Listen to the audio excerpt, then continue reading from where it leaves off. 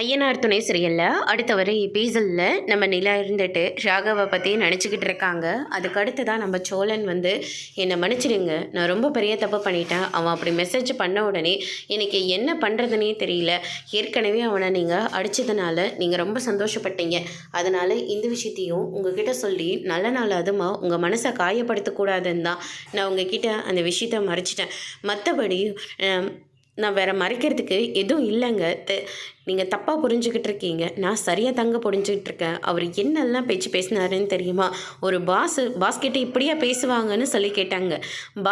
பாஸை வந்து எம்ப்ளாய்கிட்ட இப்படியே நடந்துப்பாங்க அப்படின்னு சொல்லிட்டு சோழன் மேலே அந்த கோவத்தை காட்டிகிட்டு இருக்காங்க. சோழன் இருந்துட்டு இவ்வளோ கோவத்தை வச்சுட்ருக்கீங்களே, அவனை நாக்க பிடிங்கிற மாதிரி கேள்வி கேட்க வேண்டியது தானே.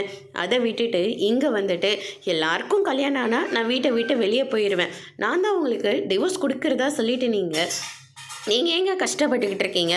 நீங்கள் எந்த அளவிலும் கஷ்டப்படக்கூடாதுன்னு தாங்க உங்களுக்கு கஷ்டப்படாத மாதிரி எல்லா வேலையும் நான் பார்த்துக்கிட்டு இருக்கேன். பணம் கேட்டீங்கல்ல, அரேஞ்ச்மெண்ட் பண்ணியிருக்கேன். யாரோ ஃப்ரெண்டு கூட சேர்ந்து பிஸ்னஸ் பண்ணுறதா சொன்னீங்கல்ல, அந்த பணத்தை நீங்கள் வச்சுட்டு நல்லபடியாக பிஸ்னஸ் பண்ணுங்கள். உங்களுக்கு எதுங்க அவ்வளோ பணம்? கேட்டுங்க விடுங்க. நீங்கள் நல்ல பெரிய பிஸ்னஸ் மேன் ஆகிட்டு எனக்கு அந்த பணத்தை ரிட்டர்ன் கொடுத்துருங்க அப்படின்ற மாதிரி சோழன் வந்து சொல்கிறாங்க. அதுக்கடுத்து தான் நிலா இருந்துட்டு சோழன் கிட்ட பேசின எல்லா வார்த்தையும் யோசிச்சு பார்த்து ரொம்பவே வருத்தப்படுறாங்க. அதோடு இன்னைக்கான பிரம முடிச்சிருக்காங்க.